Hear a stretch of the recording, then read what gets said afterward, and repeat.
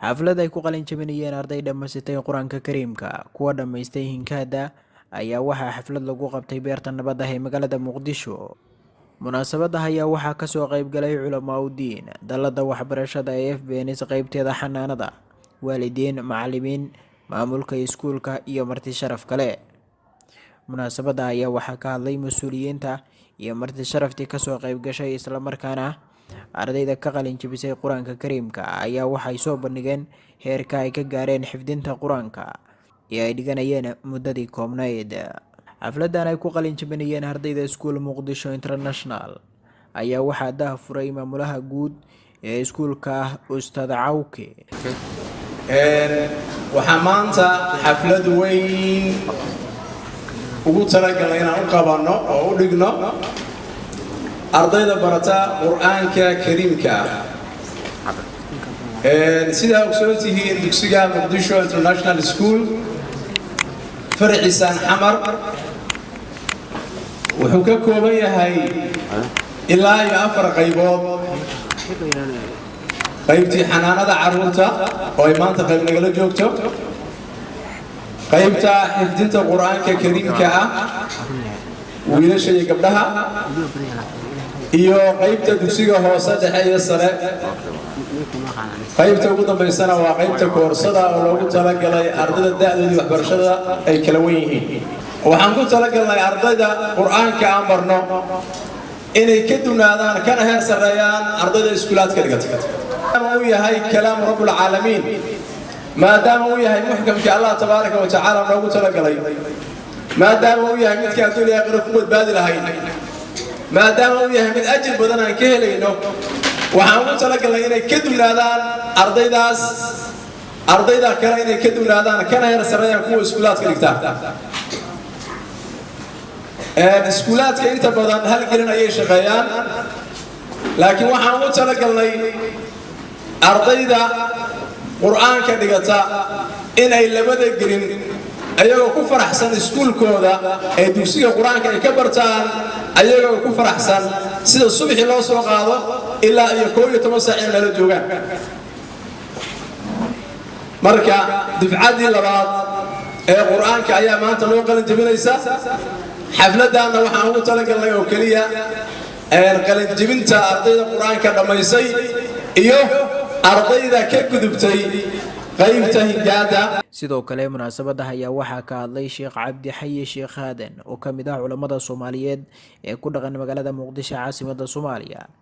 waxa uu sheegay in ay muhiim tahay in ardayda baratay quraanka kariimka la dhiirigeliyo loona qabto munaasabad noocan oo kale ah si quraanka kariimka loo weyneeyo.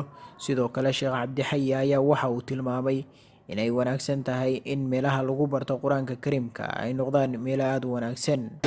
waxa aad wax farxad u ah madrasadan sida ay ardayda meel fiican ugu diyaarisay, si fiican u soo abaabushay, xafladooda maamuuskeedana ay keentay meesha dadku markii ay rabaan magac inay ku yeeshaan yani la isu sheego oo ah hoolkan beerta nabadda ah oo runtii yani haddii waxyaabo kale lagu qaban jiray maanta hawsha ka socotay ay tahay xaflad lagu maamuusaayo arday yar yar oo quraanka xifdisay meel fiican la soo gaaray ku tusaysaa.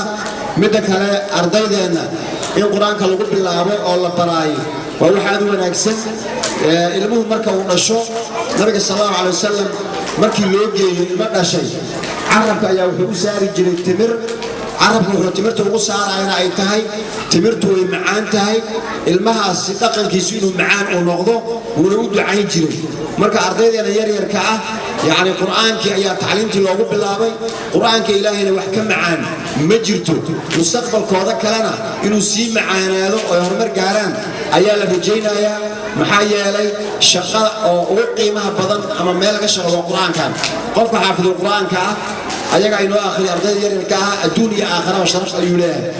wax ka hor imaanayana ma jiro, waa la hubaa. tacliin kasta way u fududaanaysaa. macallimiinta hawshan haya quraanka si kala duwan ayay ku soo xifdiyeen. hadda fursadda ilmaheenu ay haystaan yani ma ayna soo marin macallimiintu oo sida hadda arrintu ay tahay iyo magaalnimada iyo nolosha la haysta lama haysanin.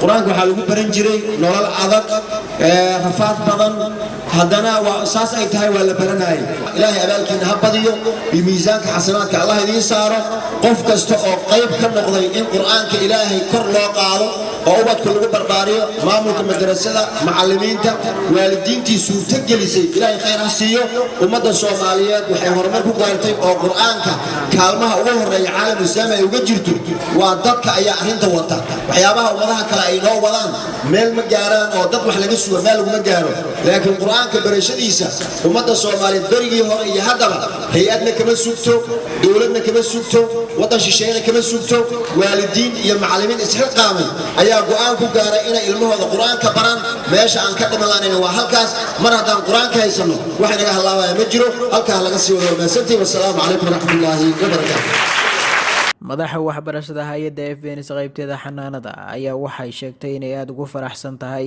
inay ka soo qayb gasho munaasabad lagu weyneynayo ardayda dhamaysatay quraanka kariimka waxayna aad ugu mahadcelisay maamulka macallimiinta iskuulka Muqdisho sida wanaagsan ee ardayda في توفير التعليم لأبنائنا الطلاب ومؤسسة مقديشو العالمية من أميز المدارس في هذا المجال وقد تميزت بتولد تعليمتا قرآن برشدة معلمينتا أرضيدا وندعونا من الله لهم دائما التوفيق ونشكر مؤسسة مقديشو العالمية التي قدمت لنا إحدى معلماتها المتميزات لتكون عونا وسندا لكل المؤسسات التعليمية.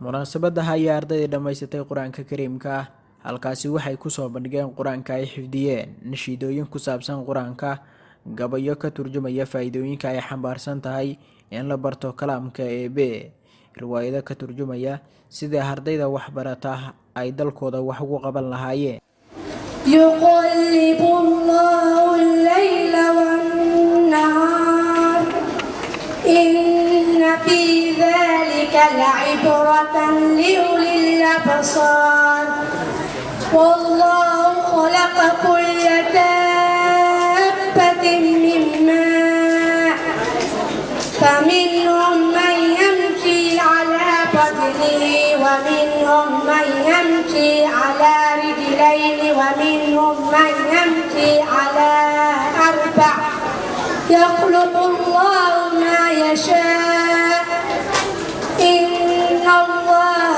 على كل شيء قدير اقرأ فإنك دون ذنب ليس جهولك من علم اقرأ فإنك دون ذنب ليس جهولك من علم اقرأ بأول آية نزل الكتاب المحكم والله علم خلقه والله أحسن بالقلم اقرأ بأول آية نزل الكتاب المحكم والله علم خلقه والله أحسن بالقلم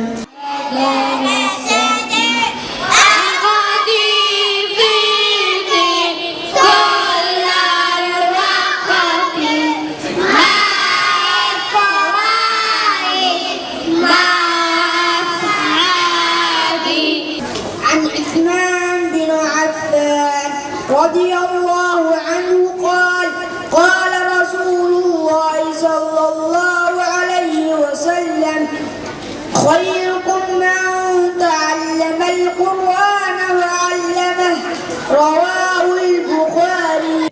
gabagabada munaasabada ayaa waxaa ka hadlay maamulka iskuulka Muqdisho qaybta xifdinta quraanka kariimka waxaana uu mahad celiyay alla ka soo waalidiintii dhalay ardaydani oo aad ugu soo dadaalay macallimiintii xifdisiisay quraanka waxaana ka codsaday waalidiinta inay la shaqeeyaan maamulka iskuulka si looga warqabo ardayga loona koontaroolo heerkiisa waxbarasho الحمد لله والصلاة والسلام على أشرف المرسلين سيدنا محمد وعلى آله وصحبه أجمعين. أما بعد، marka hore Allah subhanahu wa ta'ala ayaa mahad iskale oo inaga dhigay dad muslimiin ah. Islaamku waa sharaf iyo ciza. marka labaad, waxaan u mahadnaqayaa waalidiinta ka soo qayb galay xafladda, ayna aadan u mahadnaqayaa marka sharafka iyo culimada diinka dhammaan.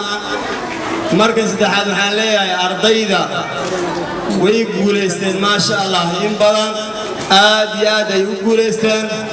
hadduu la yiraahdo quraanka fadligiisa iyo waxbarashadiisana culimada wax badan ka hadlay. maanta xafladdu waxay ku saabsan tahay waa qolada xifdiga quraanka kariimka ah, ardayda dhameystay quraanka kariimka ah iyo ardayda ka gudubtay hingaada ayay maanta ku saabsan tahay xafladda. طيب haddii la dhahaa arday dhameystay iyo arday hingaada ka baxday, waxaa lagu sugayaa dhammaan dadka ay sugi doonaan waa shahaadooyinkii ardayda dhameystay quraanka iyo ardayda hingaada ka baxday. marka hore, waxa ugu fiican ee la barta waa dareemi kartaan inuu quraanka yahay. ilaana waxaa laga yaabaa quraanka kariimka ah maxamed waxaan u dhigeen waxay tahay كلام الله يحتاج إلى تعظيم، إلى أكثر من تعظيم.